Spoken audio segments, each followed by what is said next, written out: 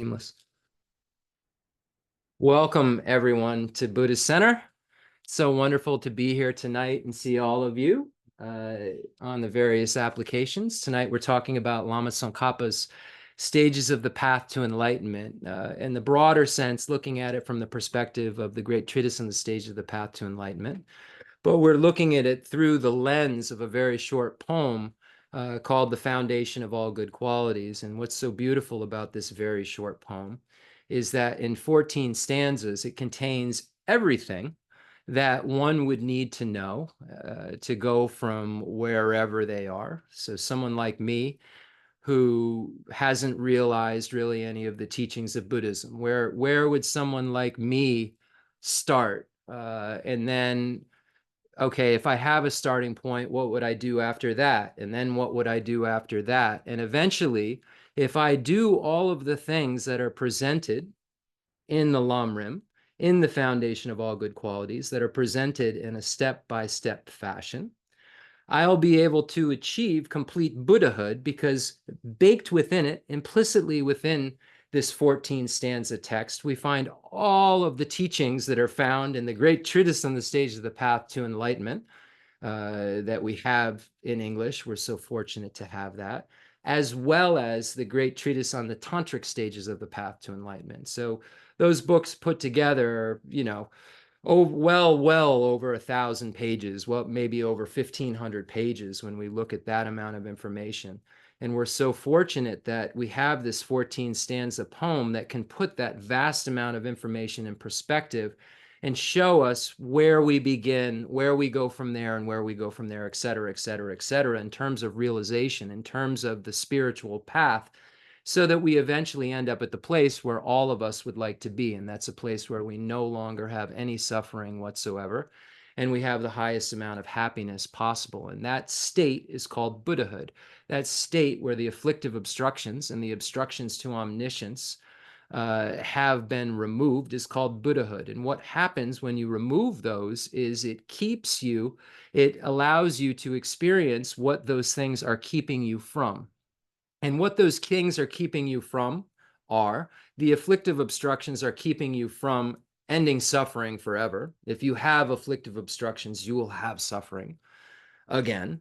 And the obstructions to omniscience are keeping us from the highest amount of happiness and the most amount of reliability that we can possibly have. And the person who has that most amount of reliability and has ended suffering forever and has only happiness that then goes to another form of happiness to happiness. When I say another form, I don't mean that it's anything less perfect. It just goes from happiness to happiness to happiness. And that seems like a far-fetched idea when I think of it from the perspective of someone like me who has such a variety of experiences. But I have these varieties of experiences because I've created a previous variety of causes. And the negative causes that I engaged in are creating my negative experiences. And the positive things that I've engaged in are creating my positive experiences. So if I can figure out somehow what this way is that I can stop doing the things that keep me in suffering and only do the things that keep me happy, then based on the way that cause and effect works, I can kind of assert that it's possible, since happiness is caused and suffering is caused, because it's impermanent. All impermanent things are caused. All impermanent things are also results. So since suffering is impermanent and happiness is impermanent, there's necessarily something that causes those things. And if the cause for something isn't there, the result can't come. If you don't have a seed, a sprout can't come. If you don't have non-virtue, suffering can't come. If you only have the causes for happiness, you can only have the result of happiness. So what we're trying to figure out when we study Buddhism is how we could start to turn our minds into a mind that only engages in virtue and does it for a very specific reason, and understands the nature of reality whilst doing it. And this is what we're trying to learn how to do week after week after week, when we're saying to ourselves, okay, I want to become a Buddha. These are the steps that will show me how to become a Buddha.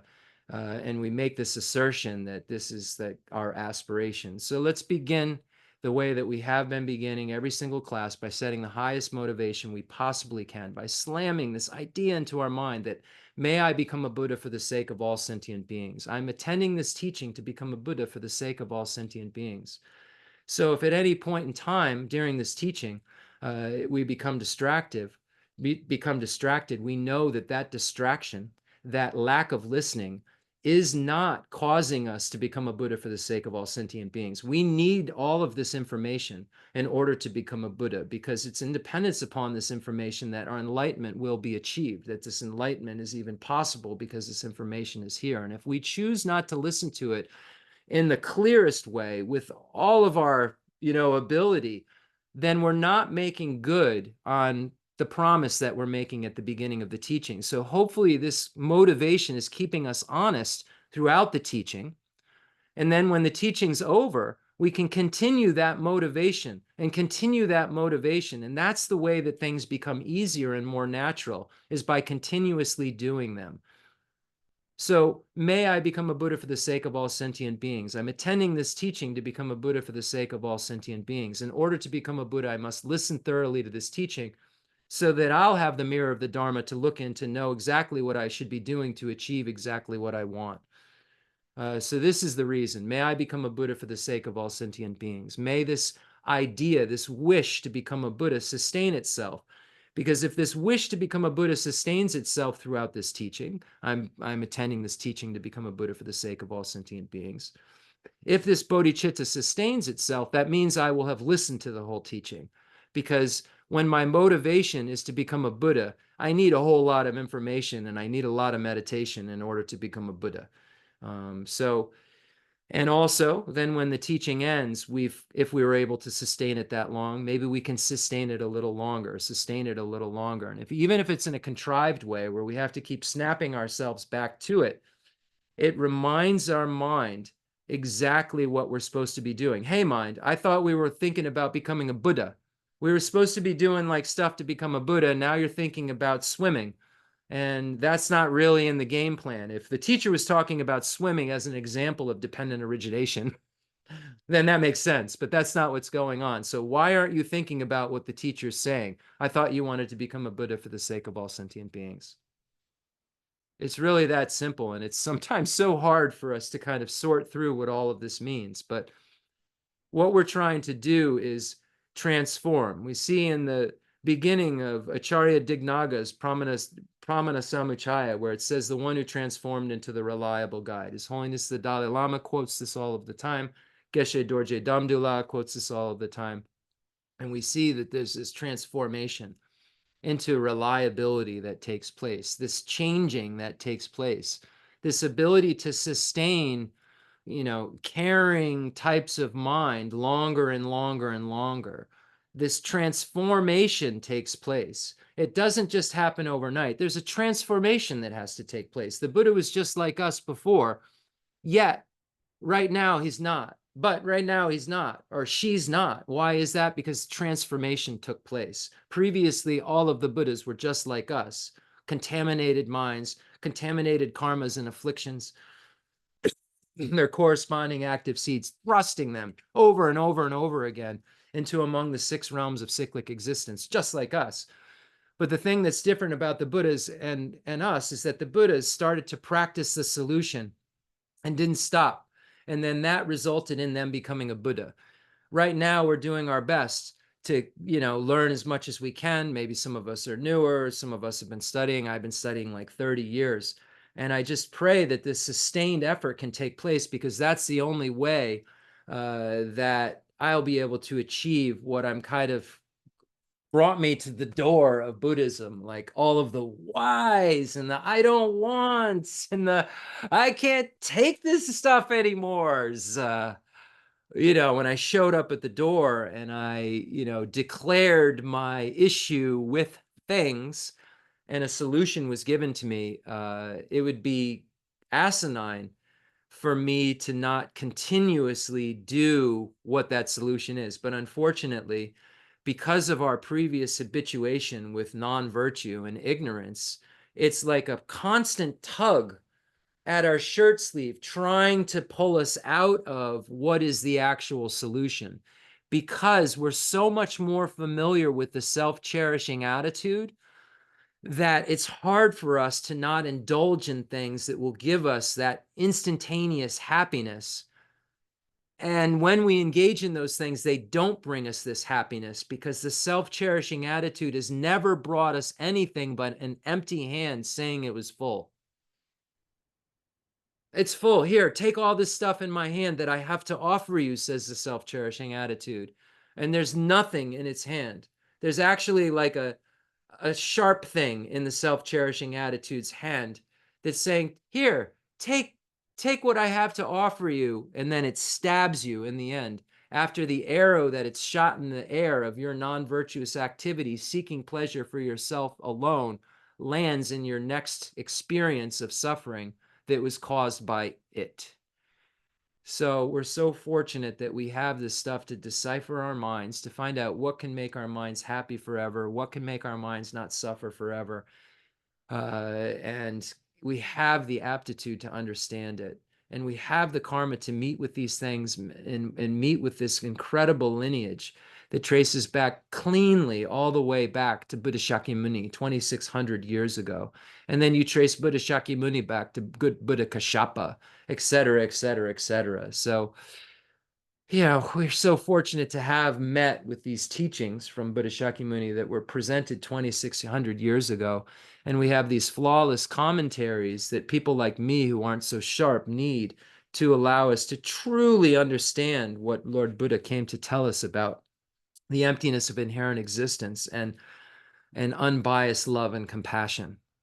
This is really what the Buddha came to tell us. And this is why His Holiness the Dalai Lama always says, if you're my student, there's two things that I want you to practice. I want you to focus on. It's the wisdom realizing emptiness, the selflessness, and compassion or bodhicitta. These are the two things. His Holiness makes it so clear. And I think it's great that now in the section, the foundation of all good qualities, we've arrived at the section on aspiring bodhicitta. And we've spent, like I said last week, about a year just going through the 7-point cause and effect for realizing the mind that aspires to enlightenment, passed down from Buddha Shakyamuni to Lord Maitreya and Arya Sangha, and the extensive deeds lineage that passes down into our laps. And we're only on, the 5th step of great. No, actually, we actually entered into the 6th step last week, right at the end of class, into the altruistic intention, the extraordinary attitude, which is what really forces us into bodhicitta. We'll learn about what that means. Just forces us to become bodhisattvas when we really, really get the 6th step of the 7-point cause and effect for realizing the mind that aspires to enlightenment. When we land there on this idea that we have responsibility for others, when we land on this idea that we are responsible for others' happiness and freedom from suffering, we have no choice but to become a bodhisattva. We just don't have a choice, because bodhisattvas are beings who aspire to become Buddhas day and night. And that's the only kind of being that can become a Buddha. It's the Mahayana path begins when you become a bodhisattva. I am not a bodhisattva. I'd like to become one, so I'm learning how to become one, just like you're learning how to become one. And, what I would say 30 years ago, I was a whole lot further away from being able to realize the path of accumulation, which is realizing the aspiring bodhicitta, which is when you become a bodhisattva, which is when you become a child of Sugatas, according to Bodhisattva Shantideva in the Guide to the Bodhisattva's Way of Life. So, wow, we're lucky, right? The only thing that can make you a Buddha is the bodhisattva path, and we're learning how to become bodhisattvas, because we only want happiness and freedom from suffering. And hopefully we're becoming convinced that we would like to see everyone have that too and be part of that process. So without further ado, we'll read about where we are in the 7-point cause and effect method. But I really have to just rejoice in the fact that we've taken it to make sure that we looked at things like, Buddha Shakyamuni's sutras to find out, where maybe did this come from?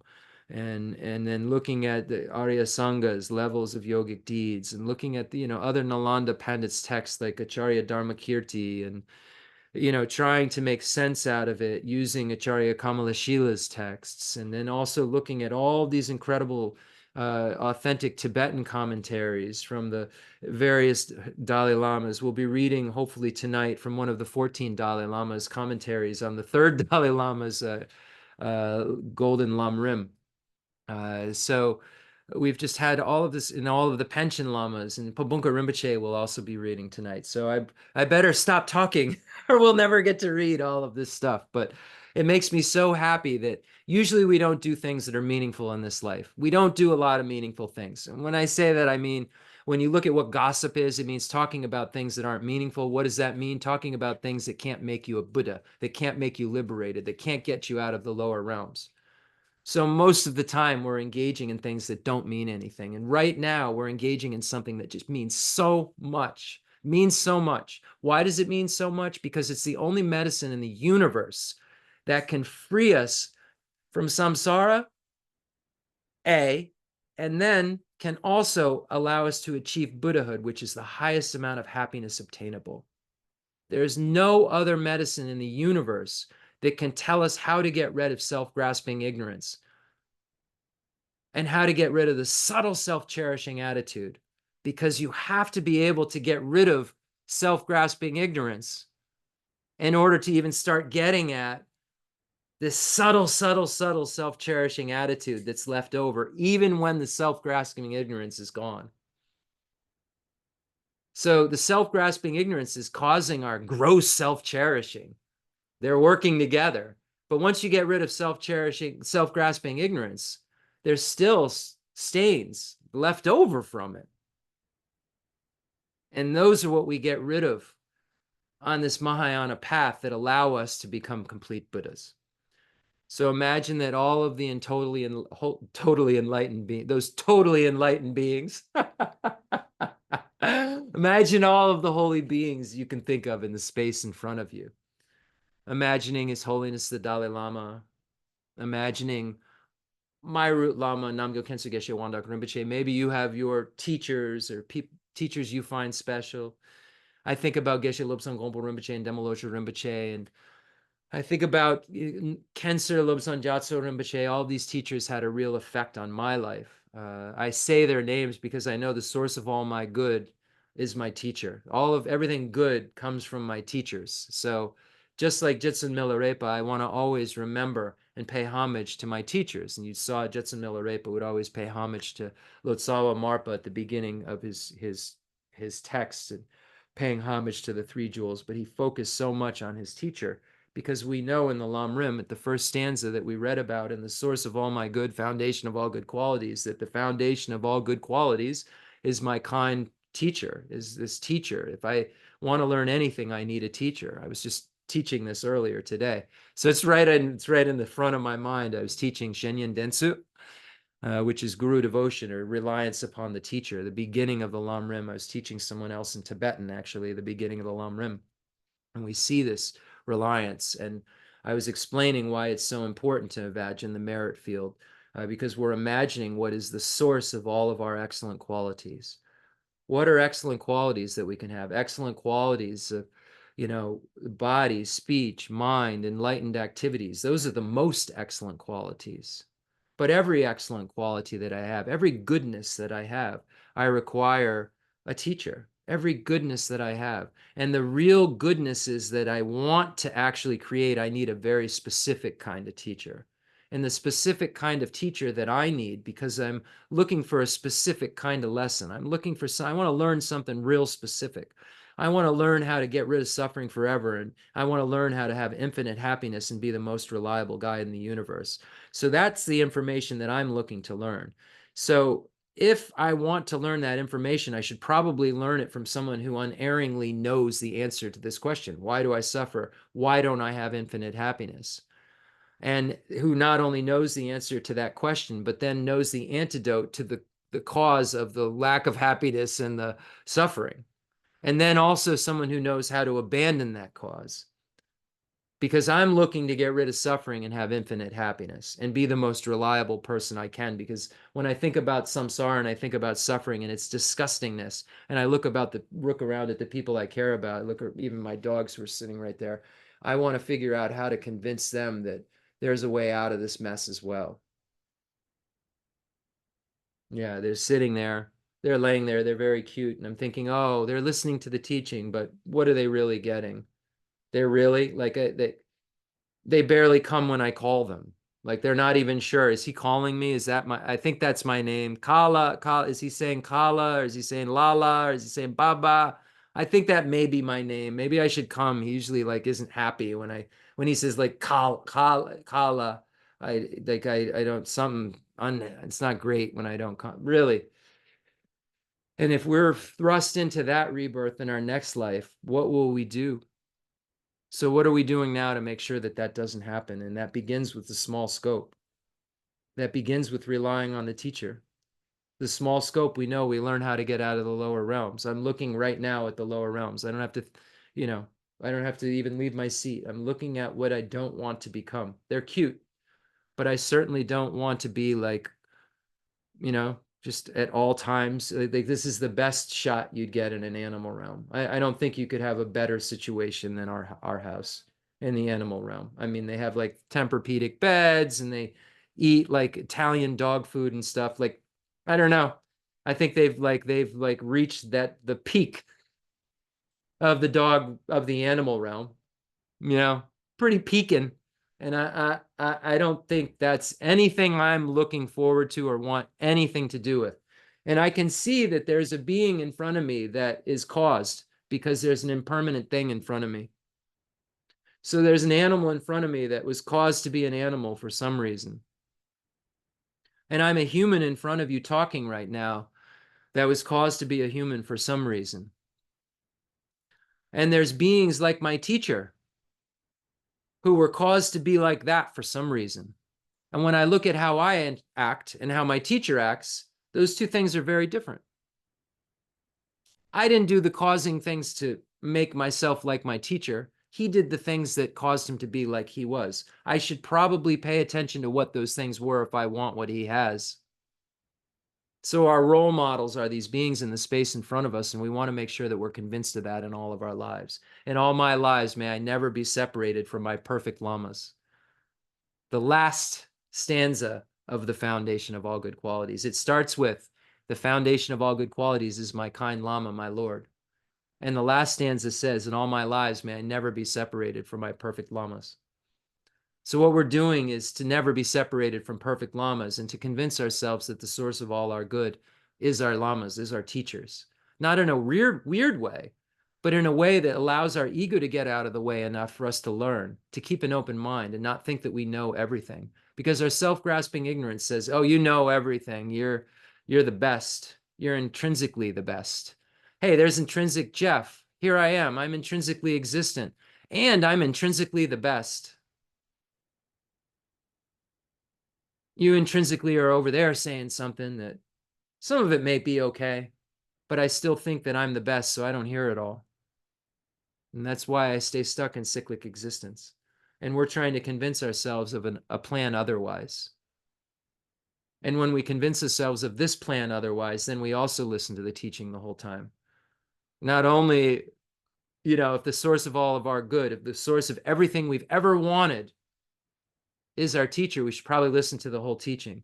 Probably shouldn't be scramming around on different things while the teacher's teaching, right? You should probably listen to each and everything, because like maybe the teacher will say something that's like so incredibly important to your spiritual development that maybe you'll miss it if you don't hear all of the words. Maybe like if I speak for an hour and a half, only 10 seconds of what I say is a cutting through for you. We talk about cutting through. Nobody's cutting through. You have imprints. A Lama says something and it makes an imprint come. Maybe, and maybe it's dumb luck sometimes. I certainly don't have clairvoyance, but I know I've said certain things that people like later say to me like, wow, that was incredibly meaningful. And it was only like one sentence. Don't miss your sentence, because I don't know what I'm doing. I don't have clairvoyance. So you've got to take responsibility for the non-clairvoyant guy and really listen to everything that he says and know that what he's saying is what his teacher said and there's nothing missing. And just check it. See if there is.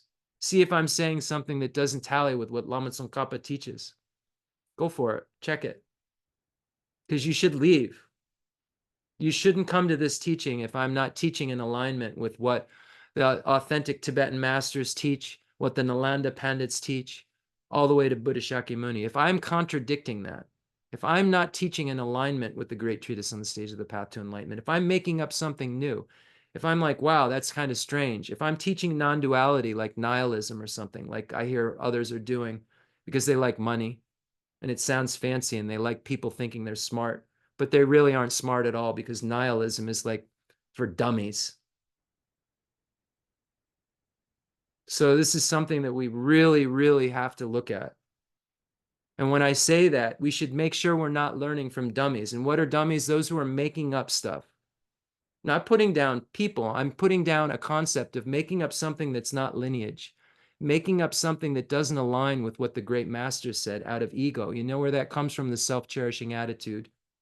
And when we do that, if you were to choose to do that, it's shooting an arrow in the sky that will stab us later.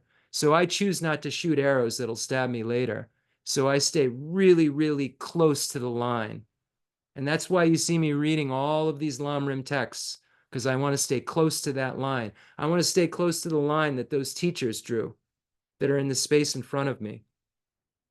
Because that's what works. What I've done since beginningless time got me here, got me to show up at the door of a Buddhist center broken as heck. Broken, unsure, scared. Not like that anymore because the solution's been presented and it makes sense to me.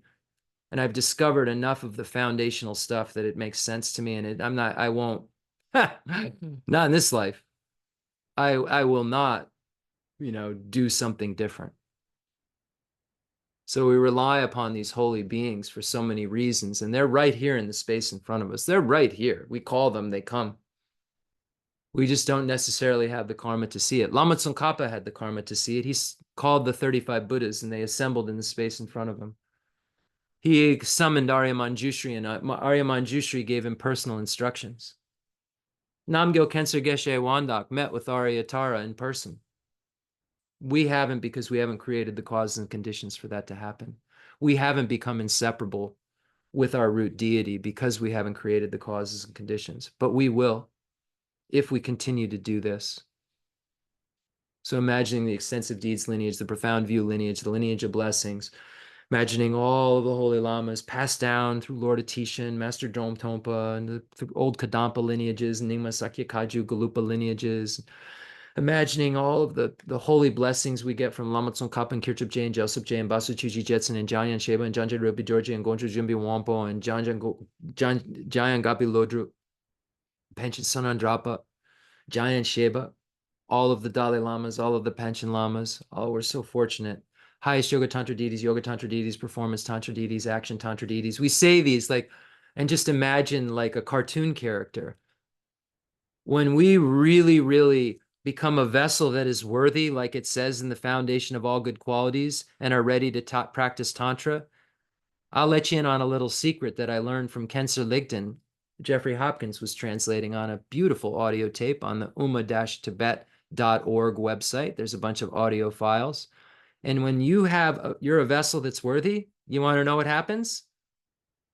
Manjushri, or whoever the deity is, dissolves into your teacher and becomes one taste. When we say seeing the teacher as one taste with the deity, you actually cause that through you becoming a vessel, having the foundation of the path of the teaching shared in common with beings of small, medium, and great capacity related to the perfection vehicle, great capacity. Once you have all of that stuff in alignment and you're a vessel that's worthy, the deity will enter your teacher. And you'll receive the initiation from the deity who's inseparable from your teacher. That's something to look forward to. So these beings in the space in front of us could be real beings in the space in front of us that we could converse with. We just haven't gotten there yet. And I don't mean in a way where we're just like out of our minds and we think there's beings in the space in front of us. I mean, completely clear, completely stable, and there are really actually beings in the space in front of us. So this is something that's hard to imagine, but we should put it out there and it should be said, because this is integrated path. And this is how Lama Tsongkhapa and Pabongka Rinpoche and the Panchen Losang Chuji Jetsun and Panchen Losang Yeshe, they taught with this integration of the path and gave us tastes of the Tantra in there for us to have a little bit of hope that we could accelerate this if we just do it right. Now, we said we want to become a Buddha for the sake of all sentient beings. We're trying to unloosen these tight chains that are binding us, called the self-cherishing attitude, to try to get us to be open to more sentient beings, because the way that we can be happiest is to be able to relate to all sentient beings in a way that's relating to them with love and compassion. As soon as we're not relating to one sentient being in a way that's love and compassion, we're missing out on some level of happiness. If we could develop unbiased love and compassion for every single sentient being in the universe except two, we wouldn't be a Buddha. Or one, we wouldn't be a Buddha. We couldn't be a Buddha, and we couldn't have the highest amount of happiness possible. We'd be incomplete. Think about that. Think about this being we're talking about becoming. Not one being in the universe could you have bias towards. So we're doing these exercises to learn how to not have bias towards the ones at least we know about, because we're going to have to come into contact with some really, really awfully tough beings to deal with, torturously tough beings with warped minds that we will have to help transform through teaching the truth of suchness. So how do you teach someone who's a just ravenous murderer? Lori's daughter was asking questions like this. Why are there some people who could be serial killers, right, in this life? How could you take somebody who has such a warped mind and help them transform? How would you teach them the truth of suchness? Well, there's the story of Angulimala.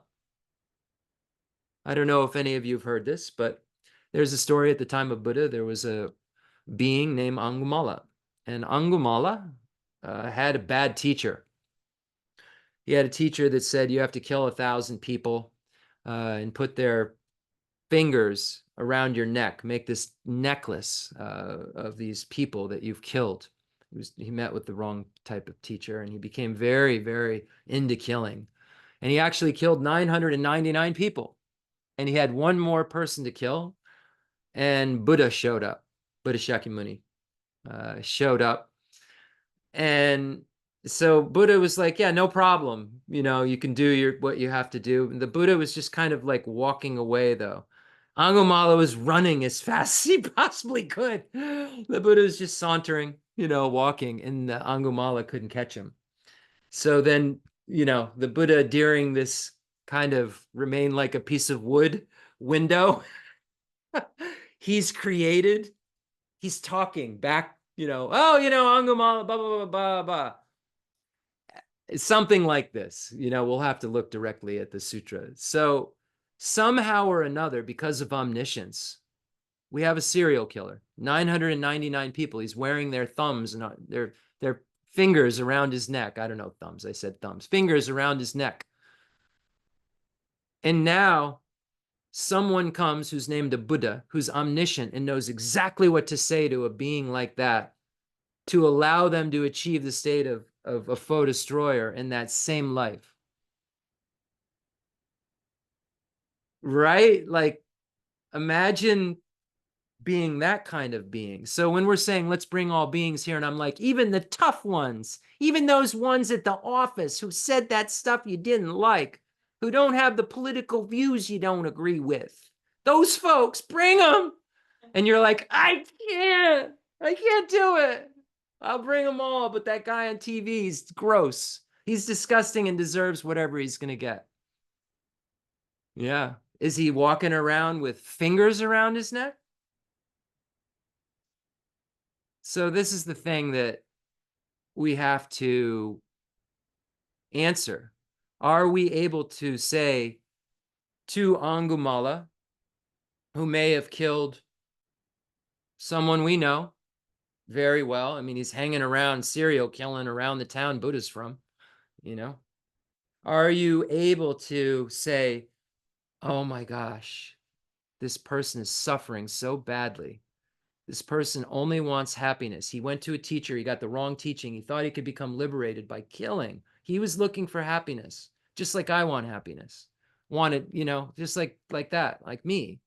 Are you able to see an equivalency there? Are you able to see that you can become Angumala in your next life? You won't be like this nice, great kind of decent person necessarily. You may be if you practice these teachings right, but you may be just like Angumala, because we all have enough of the causes in our previous lives to turn us into Angumalas. We all have previous habituation with bad things, and we know about magnification of karma if we've been listening to the medium scope.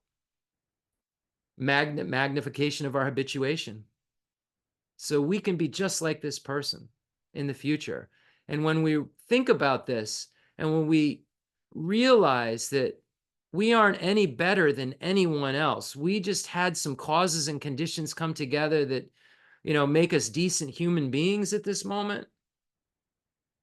But those causes and conditions that are coming together are something that we learn about in Buddhism called impermanence. And this precious human rebirth that we have right now is difficult to obtain and easily lost. It says that somewhere. Oh, right, in the second stanza of this text. These teachings are such medicine for us if we want to take it, and it'll make sense 100%. If you take enough of this medicine and you think about it logically, you will discover this is true. It makes perfect sense. We just had another eyewitness.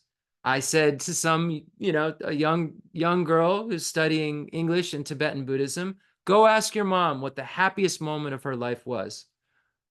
So I got lucky. The answer was the right answer. It was when this girl was born. So she went and asked, and she found out it was the happiest moment of her mother's life was holding a disgusting, bloody, gross thing attached to an umbilical cord in her hands and saying, oh, I love this thing more than anything I've ever known to love. And she said that was the happiest moment of her life. And I said, during that moment, so then I got the mother and daughter. They were together. I could ask the questions. I said, so during that happiest moment of your life, were you thinking about yourself at all or only thinking about this little kid? She said, all I was thinking about is the little kid. And then I said, what if there were 2 ugly blobs there, or 4, or 10? If your happiness could be kind of multiplied in terms of the amount of feeling you could have in relation to that. Like you got yourself out of the way and you felt love for a being and it made you happier than you've ever felt. That's probably one of the only times in our lives I haven't maybe ever even experienced some level of selflessness like that someone can have that. So that's like the peak of what a human can kind of experience. But we come to learn that our happiness is crappy compared to real happiness. So imagine just getting like a flash of what it could be like if we could remove this selfishness for a minute. And it made sense to these 2 people. Made perfect sense in that moment, right? Just for that moment, it made so much sense that if you could get selfishness out of the way, you could be so happy because there's a real example, a taste-worthy example. And then, for a child to hear that, it brings such an inspiration and it makes sense. It makes sense. And then you think like, well, the Buddha, we see, like, I'm thinking like when I've seen a baby born, like that thing is so gross. Like I would be like, I don't even want to be in the room. Like really, like if I'm thinking about, it looks gross. I've seen the videos, like it's gross. It's gross looking, right? So, but the mother's like, this thing's so beautiful. Well, the Buddha sees gross behavior and says, this thing's so beautiful. The Buddha can look at something disgusting, like a mother can look at something disgusting and say, I love you more than anything in this world. And then I said nothing else. And I said, go meditate on that. Think about what that means. So bring every single sentient being in the universe here, friends, neutral beings or strangers, and those difficult people, even those people you would consider enemies. And think to yourself, are any of those people as bad as someone who's a serial killer, like the normal ones, that not the big, awful tyrants of the world you're thinking of, people you interact with that you would consider hard to invite in, you know, and then really weigh it against what a Buddha's like. And we see that, all the stuff from our Bodhisattva Shantideva, all the suffering in the world comes from the self-cherishing attitude. All the happiness in the world comes from cherishing others. The Buddhists and Bodhisattvas cherish others. We cherish ourselves. Look at the difference. So I said all the happiness, like the highest happiness we're pinpointing with this mother is when she's able to get herself out of the way. There's some magic in that. Inviting hell, hungry ghost, animal, human, demigods, and gods. Bring every single being in the universe here. Get your mind accustomed to working with a bigger idea. Normally, like maybe I could go help one or two people, or maybe I could help this person or that person. Get your mind kind of used to loosening up to the idea of being able to not be kind of restricted. Get your mind used to the idea of non-restriction. Nothing becomes harder, Bodhisattva Shantideva, through practice, through repetition. So your mind expanding becomes easier through repetition. The more you become familiar with touching as many sentient beings in the universe as you can, the more natural it will be as you become more and more able to help more people, because your aptitude for helping becomes more and more. You first are trying to help in a contrived way, and then you become a bodhisattva and you become like a helper skill maker. like picking up skills like a video game, like to help sentient beings. And like a bodhisattva isn't someone who just says, oh, I want to be a Buddha. It's someone who's only like moving from next step to get to that Buddha state. And the way that you do that is by working for the sake of others and by cherishing others more than yourself, and by becoming more skilled at trying how to teach the truth of suchness to sentient beings. And yeah, so bring all sentient beings here. Imagine that the space in front of us transforms into Rajagriha at Vulture Peak Mountain. And let's get to some of the prayers. And we'll go through the prayers, not too quick, but kind of quick. Yeah, that's all I'm going to say. So this is the Hard Sutra, second turning of the Wheel of Dharma, Rajagriha of Vulture Peak Mountain, where the Buddha taught the definitive truth, taught the actual definitive teaching. The Buddha meant what he said here. There's nothing to be interpreted. This does not fall into the category of interpretable teachings or provisional teachings, they translate it as also. The first turning of the Wheel of Dharma, where the Buddha taught the Four Noble Truths, and the third turning of the Wheel of Dharma, the Wheel of Good Differentiation, requires interpretation. But the second turning of the Wheel of Dharma, according to Madhyamaka Prasangika, does not require interpretation. It's a definitive teaching. And what you do need to understand is that the Buddha mentioned here that he's talking about things being empty of intrinsic existence right at the beginning. So when you see the no made, you just have to know that the Buddha here is talking about no intrinsically existent eye, ear, nose, tongue, body, mind, appearance, sound, smell, taste, Four Noble Truths, all this stuff the Buddha's talking about. The Buddha's just trying to, in this sutra, get your mind used to the idea of looking at everything around you and saying, is that thing coming from its own side? Does it have intrinsic existence? No, and then you do ultimate analysis on this microphone and you say that when I engage in ultimate analysis, I have a non-finding of intrinsic existence related to this microphone. And when I engage in ultimate analysis about the book, I have a non-finding of intrinsic existence of the book. But there's a book here and there's a microphone here. So there's a mode of existence that must kind of be there.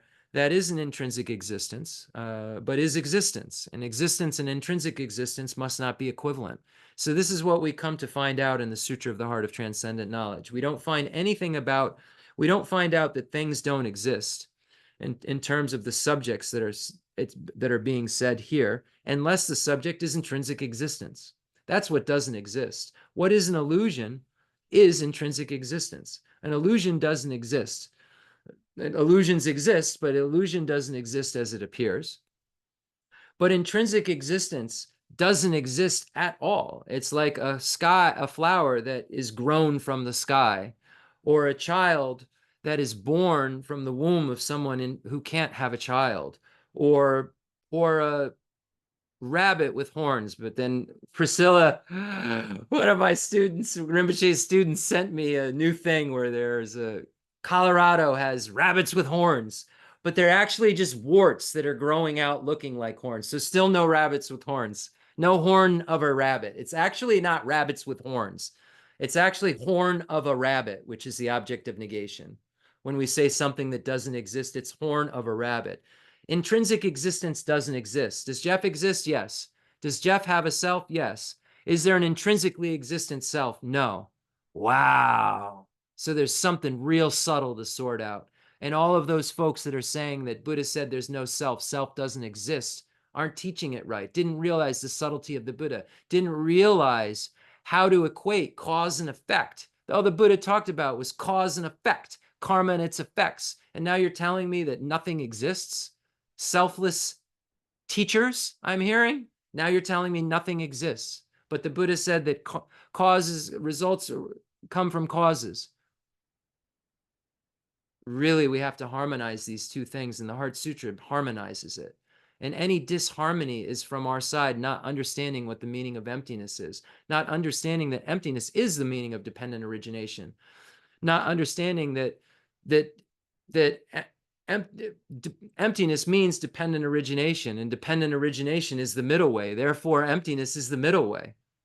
We have to be able to come to assert that emptiness, what is emptiness? Emptiness is short for emptiness of independent existence.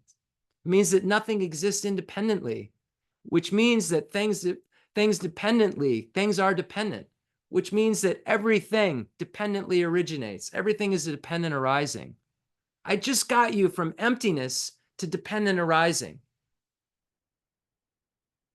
I could have probably done it a lot better if I was more skillful, but I just took you from something that people are trying to say you, this self doesn't exist, and I brought you right to a self from emptiness. Be very careful what you're learning about selflessness and emptiness. Emptiness is a lifetime study. It doesn't just mean something, self's not there. Okay, move on. If I'm not here, then what's to suffer? No, no, no, no, no, no, no, no, no, no. If my ignorance is in here, what's to suffer? My ignorance causes my suffering. Somehow, from my self-grasping ignorance, that this Heart Sutra says I have, because it says that things don't have a mode of existence that I think that they do, and I grasp at them as having a self that has a mode of existence of intrinsic existence.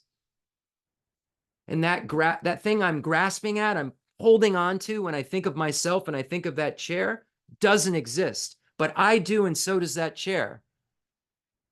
Sorting that out, sorting out how dependent means that things aren't intrinsically existent, and arising means that things aren't non-existent. You see what I'm saying? So emptiness should bring you to dependent origination, and dependent origination should make you see, oh, that thing's empty. So you should be able to, if you're studying Madhyamaka philosophy well, eventually you'll come to the conclusion that, hey, there's a lamp over there. So there's an empty of an inherent existence thing over there. Because within the entity of everything has two natures: conventional truth and ultimate truth. But nothing has ultimate existence, because nothing has intrinsic existence. Everything exists conventionally, but everything has two natures. And because part of its nature is emptiness of intrinsic existence, nothing exists ultimately because of dependent origination. Because things exist. Because things exist, they don't exist ultimately. Why? Because everything that exists is a dependent arising. And dependent arising is the sign that tells us that things don't intrinsically exist. Wow. Sometimes just saying this stuff can just bring the hair up.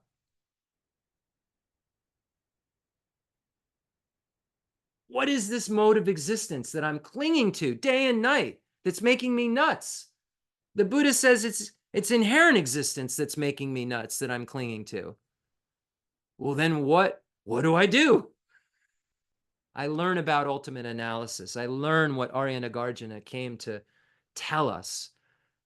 Because Buddha Shakyamuni said to, I think, the Master Ananda, his attendant, when Master Ananda said, wow, this Mahayana doctrine you're teaching, I'm hearing you teach. I hear you teaching the individual liberation vehicle. I get it. End suffering, get rid of this ignorance.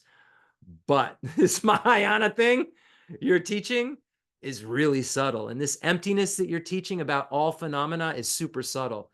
Like, who is going to know how to teach anybody else this?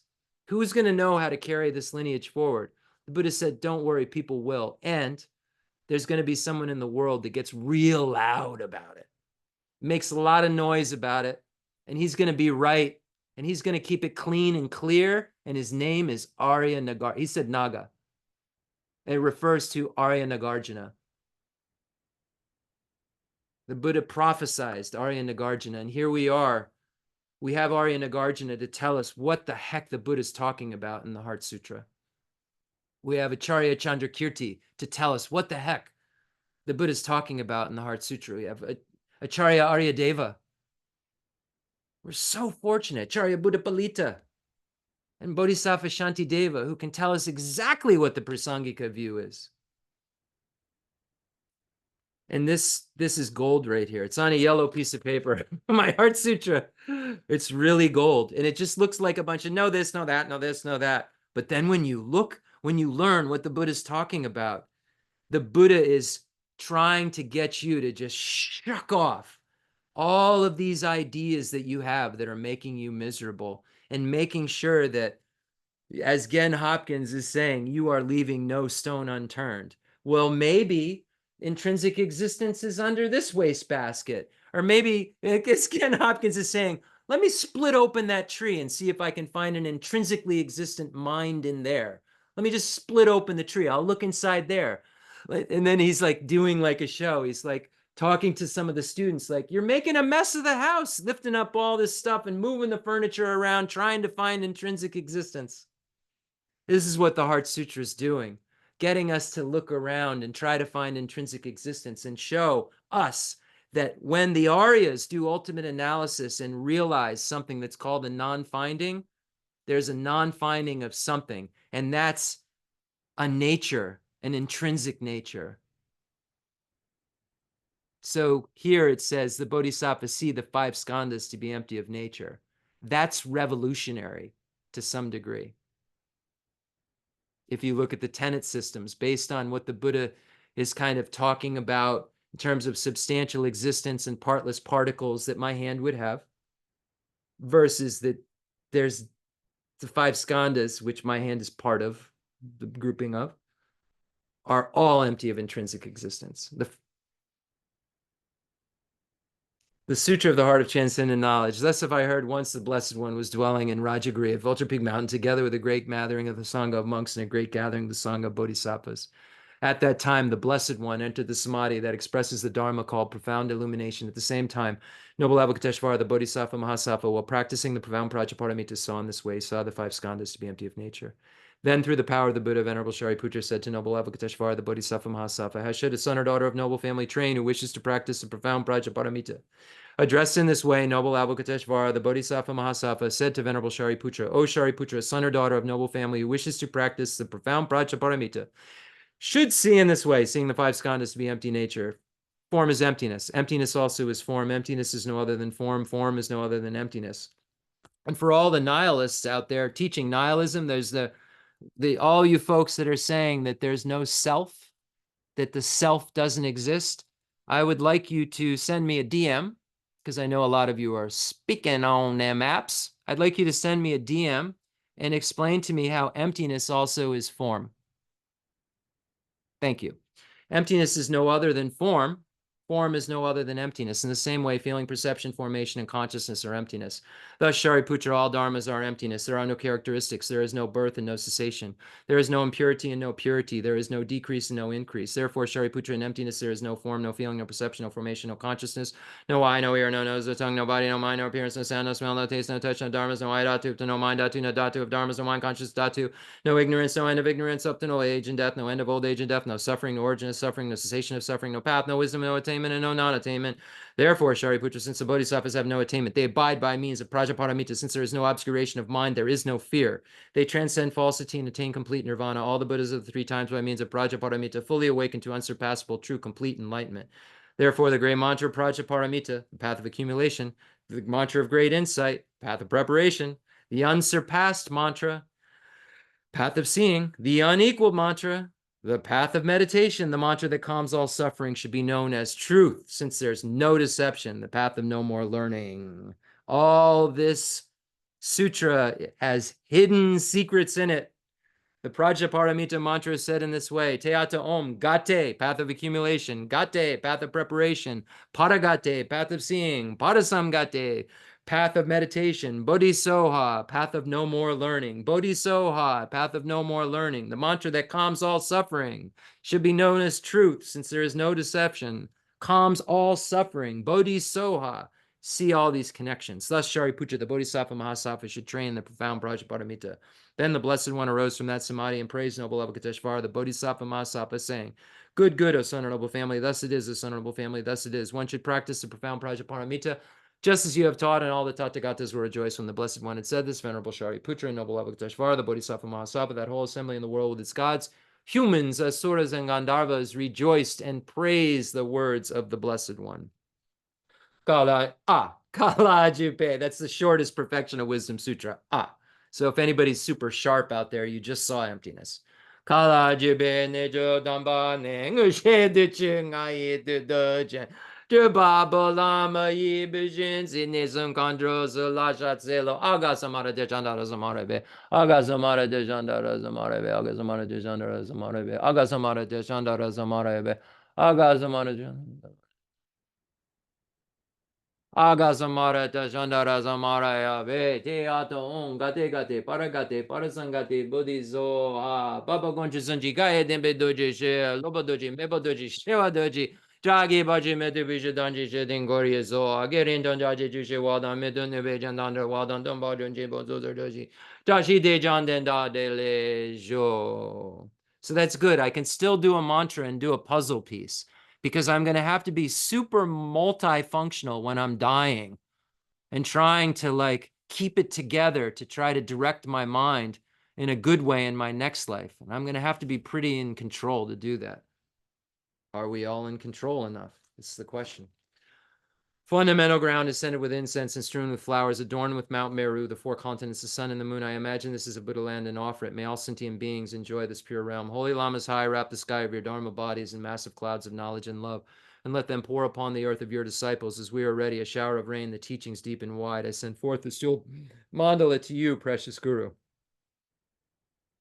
I go for refuge until I am enlightened to the Buddha, the Dharma, and the Sangha. Through the merit I create by teaching the Dharma, may I attain Buddhahood for the sake of all sentient beings. I go for refuge until I am enlightened to the Buddha, the Dharma, and the Sangha. Through the merit I create by teaching the Dharma, may I become a Buddha for the sake of all sentient beings. I go for refuge until I am enlightened to the Buddha, the Dharma, and the Sangha. Through the merit I create by teaching the Dharma. You should be saying listening to the Dharma. This sheet says listening. By teaching, you're listening to the Dharma, may I attain Buddhahood for the sake of all sentient beings. We should be as specific as possible. I'm attending this teaching to become a Buddha for the sake of all sentient beings. I'm listening to the Dharma to become a Buddha for the sake of all sentient beings. We want to get really specific. We see that specific causes make specific results. It's not random. There's no random chaos theory here. We're talking about results are concordant with their causes.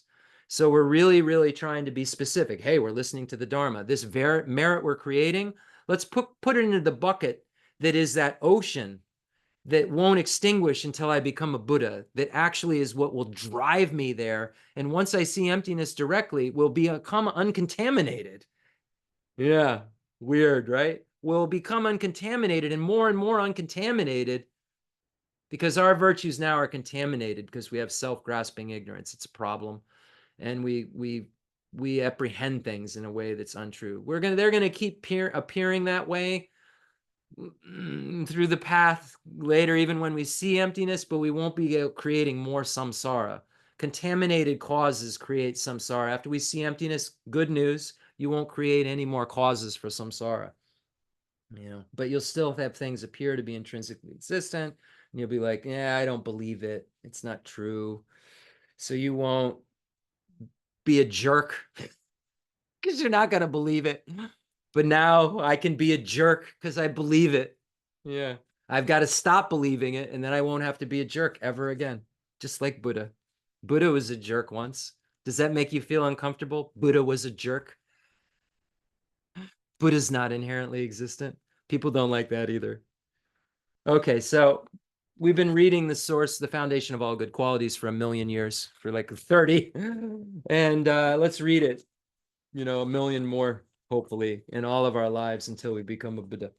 But I'd like to read that first, and then we'll go right to the section that we're on. We already read through the Lamrim Chemo. Okay, so again, I'm attending this teaching to become a Buddha for the sake of all sentient beings. May I sustain this idea for the next 30 minutes or so, that I'm attending this to become a Buddha. If that's the case, then I have to listen to everything that's said. I should listen to this poem, this 14 stanza poem, and see what can touch my mind, see where I kind of see the small scope begins, and what a life of leisure and into opportunity is. Just see what you can extract from it. See what kind of feeling. First you have the words, then you have a meaning, and that meaning, then once you reflect on it enough, will make you discover a feeling. Like you'll have a feeling, but that's a discovery. When that feeling comes, you've discovered something.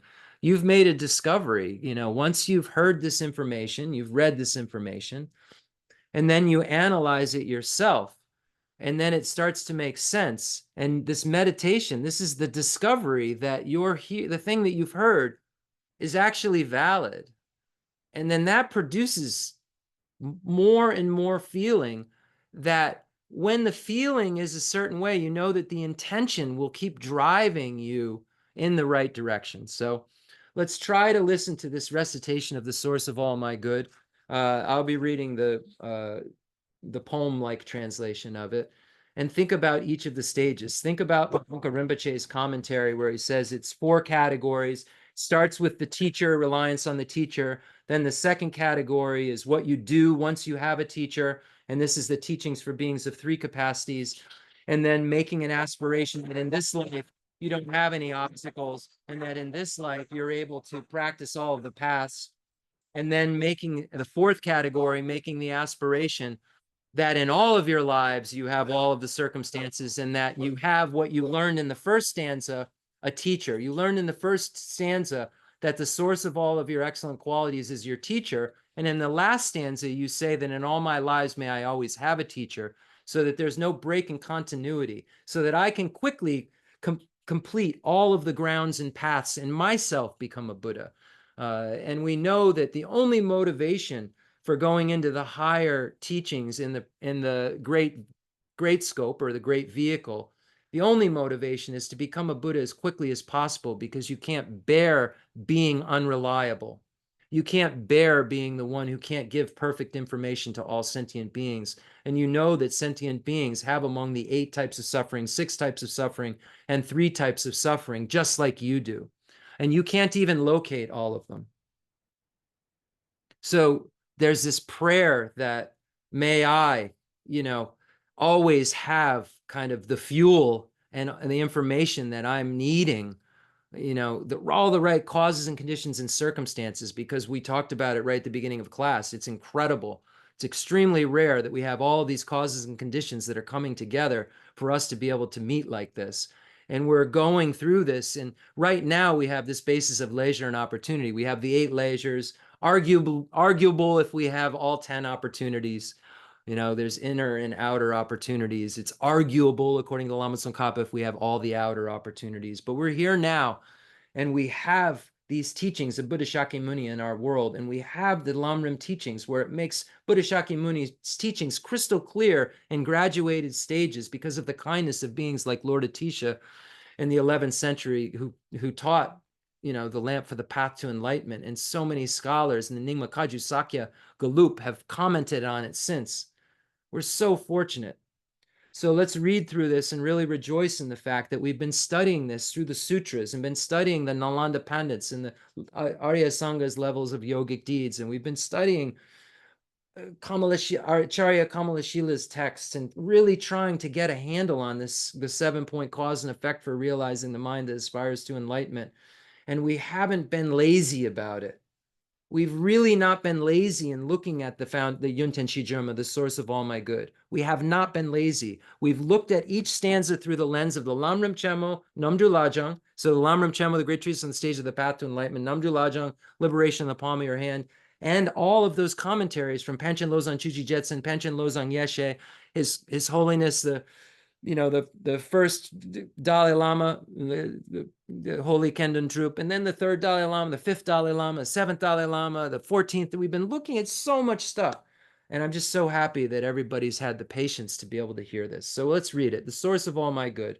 The source of all my good is my kind Lama, my Lord. Bless me first to see that taking myself to him or her in the proper way is the very root of the path, and grant me then to serve and follow him or her with all my strength and reverence. Bless me to realize that the excellent life of leisure I found just this once is ever so hard to find and ever so valuable. Grant me then to wish and never stop to wish that I could take its essence night and day. My body and the life in it are fleeting as the bubbles in the sea froth of a wave. Bless me first thus to recall the death that will destroy me soon, and help me first find sure knowledge that after I've died, the things that I've done, the white and the black, and what those deeds will bring to me, follow always close behind, as certain as my shadow. Grant me then ever to be careful to stop the slightest wrongs of the many wrongs that we do and try to carry out. Instead, each and every good of the many that we may. Bless me to perceive all that's wrong with the seemingly good things of this life. I can never get enough of them, and they can't be trusted. They're the door to every pain I have. Grant me then instead to strive for the happiness of liberation. Grant that these pure thoughts may lead me to be watchful and to recall what I should be doing, and grant me to give the greatest care to make the vows of morality or the Pradamoksha vows the essence of my practice. They are the root of Buddha's teachings. I have slipped and fallen into the sea of this suffering life. Bless me to see that every living being, everyone my own mother, has fallen into, and grant me then to practice the wish for enlightenment, to take on myself the task of freeing them all. Bless me to see clearly that the wish itself is not enough, for if I'm not well trained in the 3 moralities, I cannot become a Buddha. Grant me then a fierce resolve to master the Bodhisattva vows. Grant that I may quickly gain the path where quietude and insight join together, the union of calm abiding and special insight, one which quiets my mind from being distracted to wrong objects, the other which analyzes the perfect meaning in the correct way. Grant that once I've practiced well the past shared and become a vessel that is worthy, I enter with perfect ease the way of the diamond, highest of all ways, holiest door to come inside for the fortunate and good. Bless me to know with genuine certainty that when I've entered thus, the cause that gives me both the high attainments is to keep my pledges and my vows most pure. Grant me then to always keep them, even if it costs my life. Bless me next to realize as well as I can the crucial points of both the steps, the essence of the secret ways. Grant me then to practice as the holy ones have spoken, putting all my effort in and never leaving off the practice of the 4 times, highest that there is.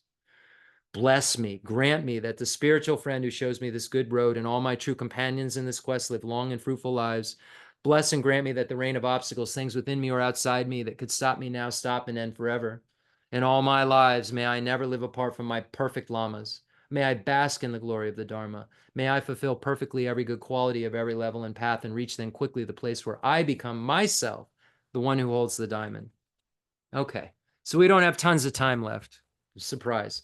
But we're going to read a little bit. So we've been talking about how do you become a bodhisattva? How do you become a child of the Buddhas?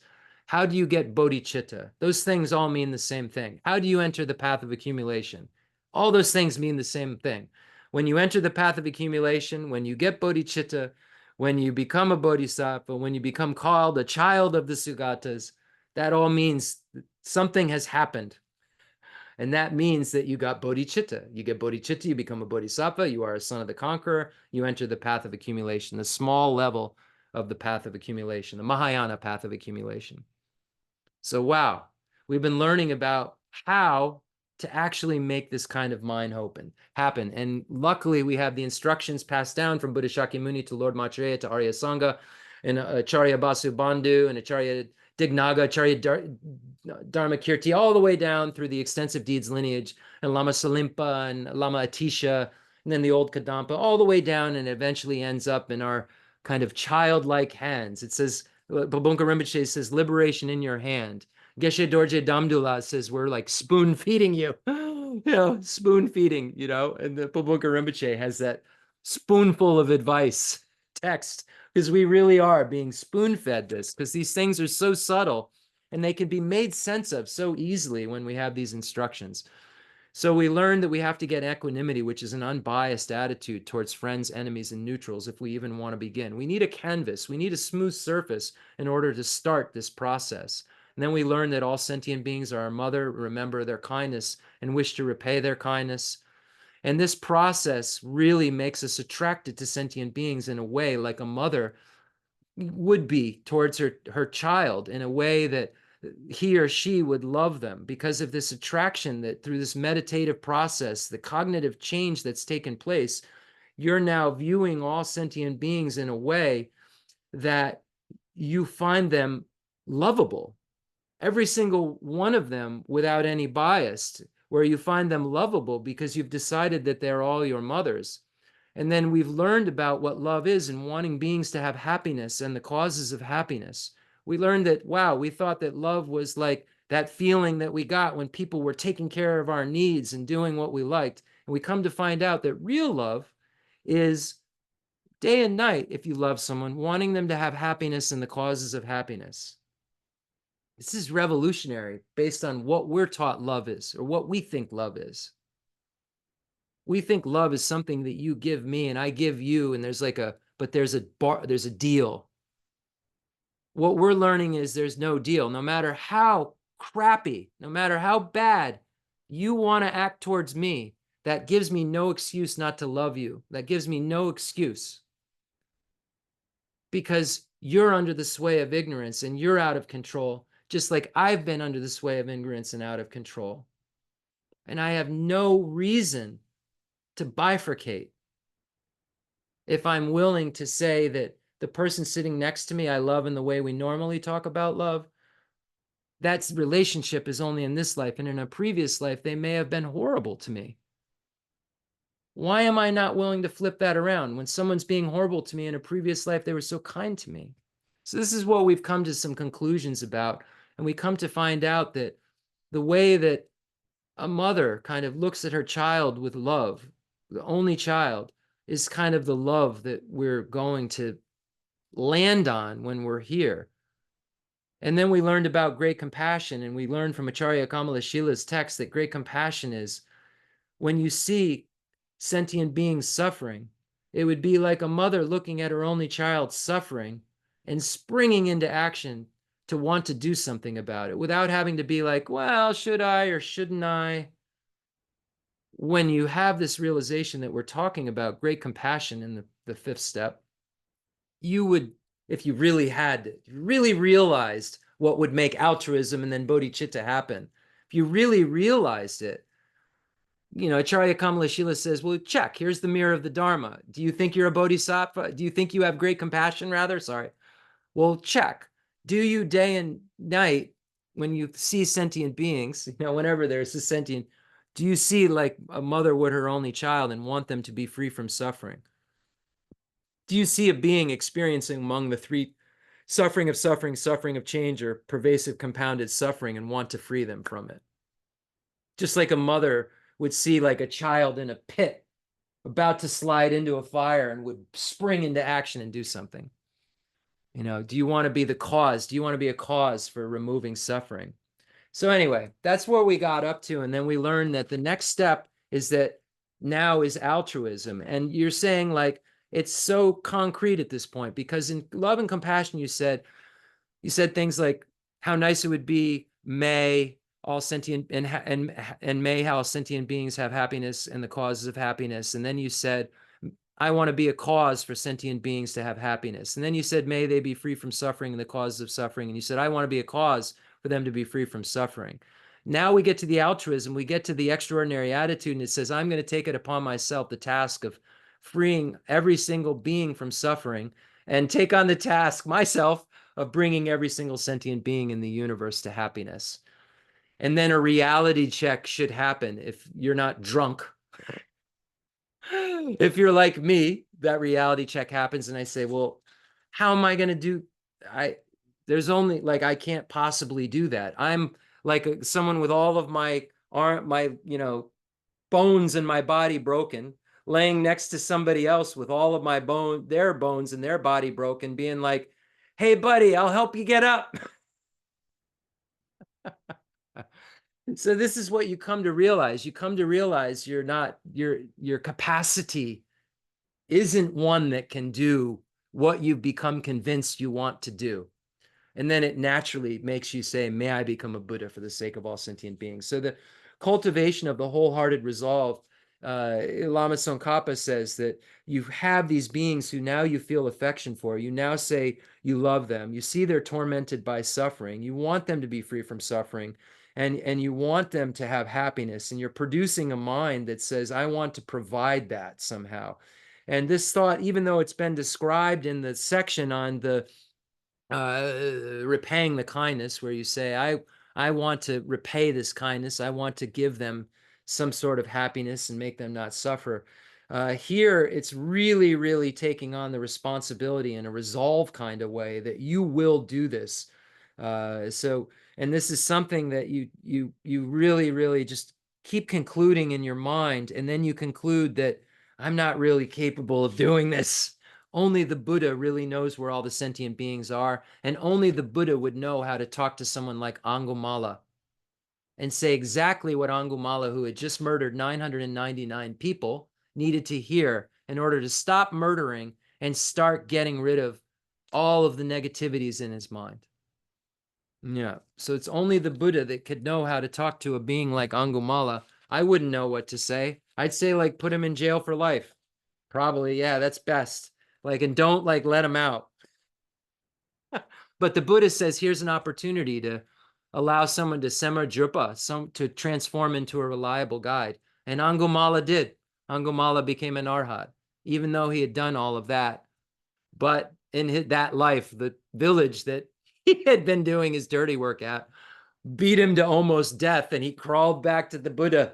And the Buddha said, what happened? He said, I experienced the results of karma. And the Buddha said, are you suffering? He said, not a bit.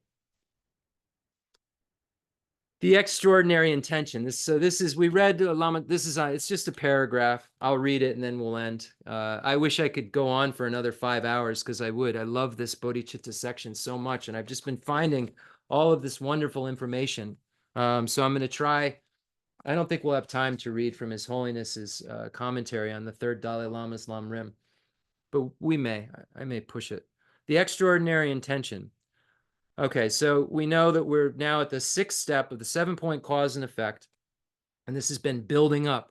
We've been building it up. We've created an even ground, and then we become more and more concerned, or more and more thinking about others than ourselves, thinking more and more about everyone in terms of others. And now it's built up like a musical piece to the point where we say, put our fist on the table almost and say, I'm going to take on myself the task of making sure that beings are happy and free from suffering. And then this is kind of how the meditation would go. This is from Liberation in Our Hands. Extraordinary intention is like the duty that a child has to look after their mother. It is the mental act that takes personal responsibility for removing the suffering of all sentient beings and for providing them with every form of happiness. Furthermore, this attitude culminates in the determination that you yourself will establish all sentient beings in the state of Buddhahood. So you already know, like, Buddhahood's the best. So when you say, I'm going to take on myself the task of freeing them all, you're saying, I'm going to take on myself the task of making them, making sure they become Buddhas. You see, you're going into this knowing, like, you want to become a Buddha. You wouldn't have started like playing with this meditation if you didn't want to become a Buddha. So you know the best deal is Buddhahood. So now you're like, hey, I want to make sure that all these beings that I love so much and have so much compassion for get the best deal. I want to make sure they have Buddhahood, because that's kind of like what I've determined is the best deal. Then, okay, so it says, I'm gonna put them all in Buddhahood. Like I'm this guy with all the broken bones next to the broken bones person saying, I'm gonna help him get up. It is extraordinary in the sense that it surpasses the aim of those following the listener's vehicle or the solitary realizer's vehicle. So the individual liberation vehicle, the Hinayana vehicle, here is solitary real. For example, if you are moved by the sight of someone falling into an abyss to think, if only this person could be saved, this resembles the attitude of just plain loving kindness and compassion. The practitioner who develops the extraordinary attitude, however, would not stop with such a thought. He or she would resolve to save the person themselves. Thus, while followers of both the listeners and solitary realizer's vehicle can develop the general forms of loving kindness and compassion, neither of them develop this extraordinary intention. So it's saying that they don't develop, even though they say, oh, I'd love them to be happy. I want them to be happy. May you be happy. I hope that you're happy. I hope you're happy. It's saying, I'm going to make sure you're happy. And then I'm going to read this because it's so important and I want to get through this today.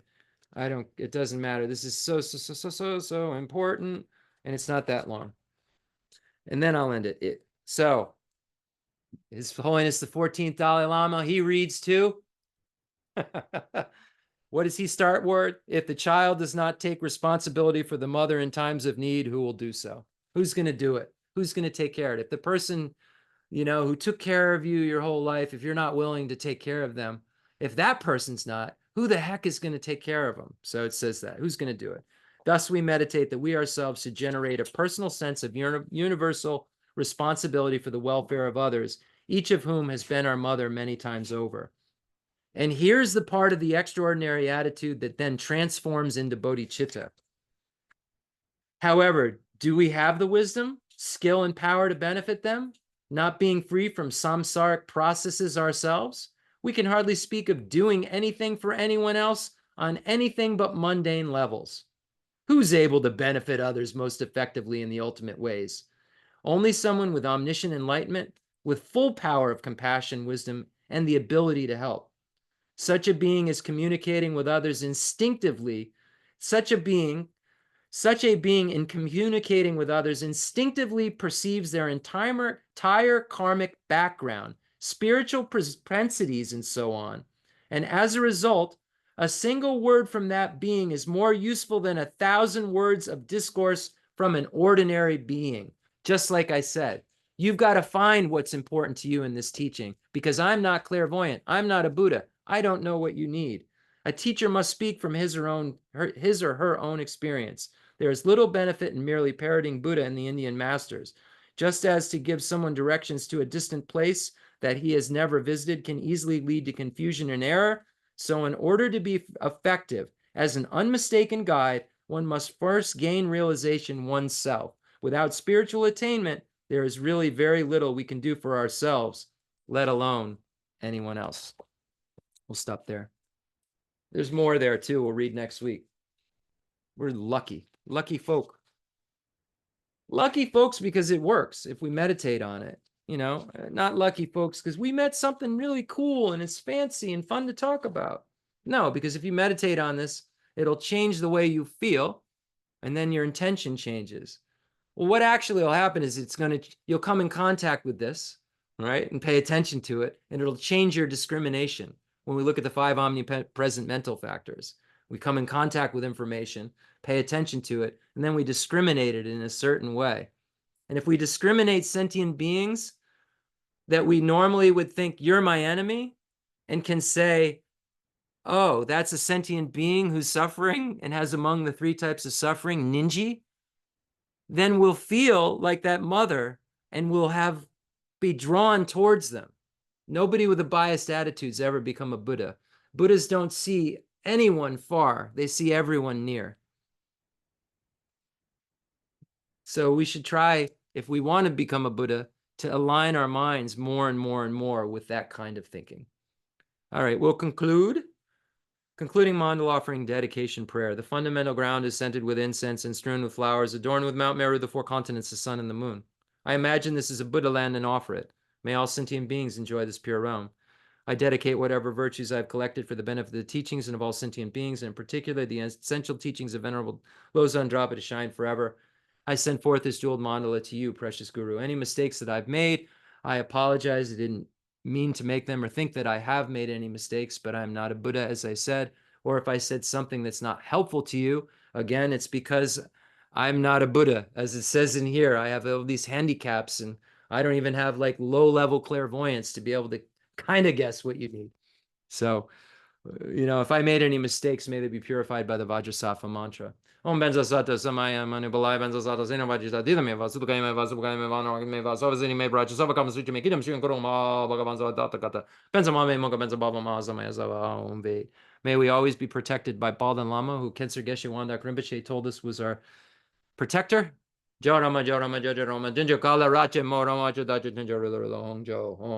dedicate all this virtue to emulate the knowledge of the hero Manjushri, and likewise Samantabhadra as well. With whatever dedication is praised as supreme by all the conquerors who traverse the three times, I also dedicate all my roots of virtue for the sake of auspicious deeds. In the heavenly realm of Tibet, surrounded by a chain of snow mountains, you are the source of all benefit and help for beings, all-powerful, Chen Rezig, Tenzin Gyatso. Please remain until samsara ends. We're so fortunate to have His Holiness the Dalai Lama in our world right now, breathing the air that we breathe, walking on this same ball called the earth that we're walking around on. It's so rare to have an enlightened being that we can actually receive teachings from, receives blessings from in our world, like His Holiness the Dalai Lama, our root Lama, and may his life be secure for as long as sentient beings exist. Sentient beings and Buddhas, those are the two things there are. And if there's sentient beings around, may Avalokiteshvara, His Holiness the Dalai Lama, please remain, because I might be the last one. So please, Your Holiness, remain. Here's a prayer I wrote for Namgyal Khensur Geshe Wangdak Rinpoche, my root Lama, just the most amazing, amazing teacher I spent half my life with. A complex yogi poses as a simple monk. Homage to Namgyal Khensur Geshe Wangdak Rinpoche, our precious spiritual friend who is inseparable from Aryatara. I fully prostrate, covering as many atoms of the earth to you as possible, to your pure body, speech, mind, and enlightened activities. I offer to you drinking water, bathing water, flowers, incense, candles, scented water, food, and music purified by Om Ah Om, Om Ah Om, Om Ah Om. The rarity of having 1 million wish-fulfilling gems is a common occurrence compared to meeting with a holy teacher like you, place the complete path to Buddha in our childlike hands. Just like Lord Atisha, who came to Tibet with a lamp to dispel the darkness of ignorance, you, kind abbot, arrived in the West with a lineage purer than a diamond and begged us never to be satisfied with partial instructions. Teachings of the extensive deeds and profound view lineages flowed from your lips like nectar for our ears, that elucidated the teachings for beings of three capacities. Now that sound is stopped. All composite things are impermanent. You told us that all of your teachers passed away and understood this sadness, entreating us to continue our studies. The Buddha does not wash away the negativities of beings, nor does he remove their miseries by his hands. His spiritual realizations are not transferred to them. It is by teaching the truth of suchness that beings are liberated. We're not prepared to take this difficult journey to the highest goodness of Buddhahood without your continued guidance. Sadness in our hearts would be too overwhelming. May you swiftly return to this world, take care of us in all our lives, wherever we may be, never leaving our hearts and crowns. May all sentient beings perfectly realize renunciation, bodhicitta, and the correct view of emptiness, so they know who you really are. Thank you so much, everyone. I appreciate you. See you next time. Or as Gen Jeffrey Hopkins would say, Gen Nenden Jambal Drapala. He would always just suddenly end class and go, see you around, and just hit end. So see you around.